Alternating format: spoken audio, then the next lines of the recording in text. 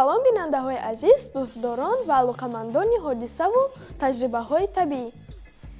тавре мушоҳида мекунед, барномаи таҷриба аст, ки акнун аз телевизиони Бористон тақдиматон мегардад. бачаҳои азиз, мо имрӯз ба шумо як таҷрибаи ҷолиб ва хеле шавқоварро омода кардаем, ки дар он маводҳои осон ва сода истифода мешаванд. дар ин таҷриба мо пуфак бо об, оби ҷӯшомада ва зарф. бачаҳои азиз, чӣ хеле ки мо гуфтем, дар ин таҷриба оби ҷӯшомада истифода мешавад.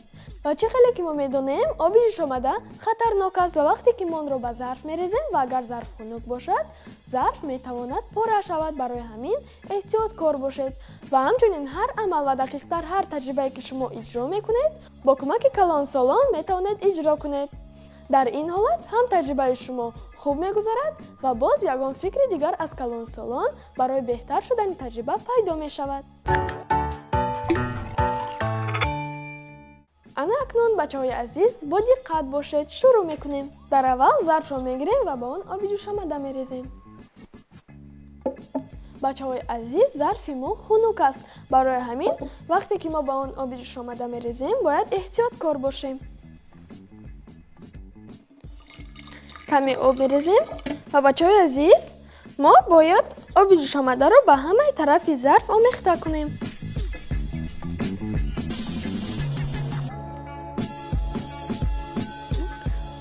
мо бояд оби ҷӯшомадаро дар дохили зарф ба ҳамаи ҷои он омехта кунем, то ки зарф ҳарорати мутобиқро бигирад. боз каме дига мерезем.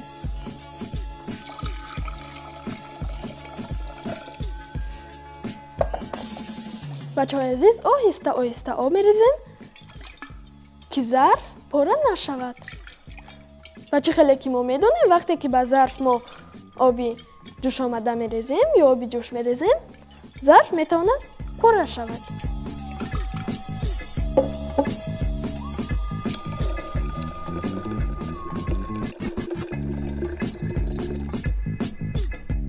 бачаҳои азиз, ман зарфи калонтарро истифода бурдам. шумо метавонед аз ҳамаи намуди зарфҳо истифода баред. ман барои он зарфи калонтарро истифода бурдам, ки ба шумо таҷриба хубтар намоён шавад. бачаҳои азиз, беҳтараш ки шумо аз калонсолон хоҳиш кунед, ки ба шумо ба зарф оби ҷӯшомада бирезанд. ана бачаҳои азиз, боз каме дига мерезем.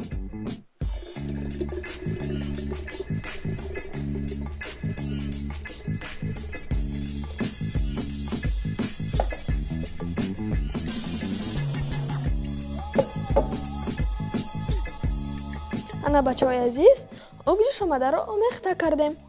ана бачаҳои азиз, бубинед, дар дохили зарф буғи оби ҷӯшомада мондааст. ана акнун оби ҷӯшомадаро як тараф мегузорем, дигар ба мо лозим намешавад.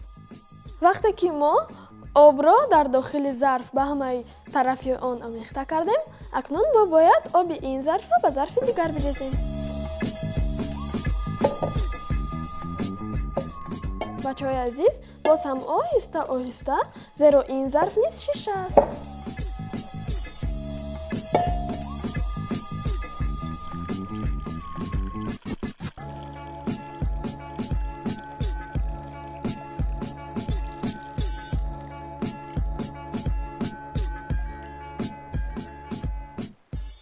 ана бачаҳои азиз, акнун ин зарфро як тараф мегузорем. акнун мо бояд коре кунем, ки ана ҳамин пуфак, ки дар дохилаш об аст, бубинед, мо бояд коре кунем, ки ана ҳамин пуфак ба дохили зарф бидарояд. биёед онро мегузорем ва мебинем. оҳиста оҳиста пуфак ба дохили зарф медарояд. ана бубинед бачаҳои азиз, аллакай поёни пуфак дар дохили зарф аст ва оҳиста оҳиста пуфак ба дохили зарф меравад.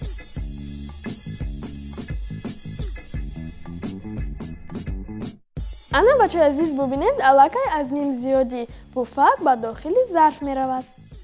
бубинед, чӣ хел таҷрибаи ҷолиб аст. пуфаке ки аз даҳони зарф калонтар аст, ба дохили зарф даромад. бо чӣ? бо буғе ки дар оби ҷӯш монда буд. ана акнун бачаҳои азиз, ҳар як таҷриба асоси воқеии худро дорад. акнун асоси воқеии ин таҷрибаро ҳозир мефаҳмем.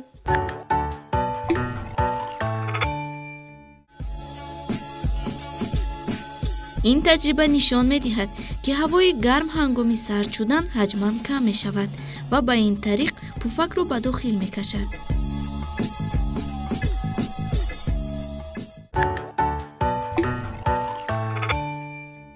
ана сабаби ин таҷрибаро низ фаҳмидем. дидед чӣ хел таҷриба ҷолиб аст. шумо низ агар ягон таҷрибаи ҷолиб ё шавқовар медонед ва мехоҳед онро ба бинандагон нишон диҳед, пас ба кӯчаи Шаҳро 31 телевизиони Баҳористон барномаи таҷриба муроҷиат кунед. мо ҳатман таҷрибаи шуморо ба бинандагон нишон медиҳем. хайр, то таҷрибаҳои нав ва ҷолиб. хуш бошед.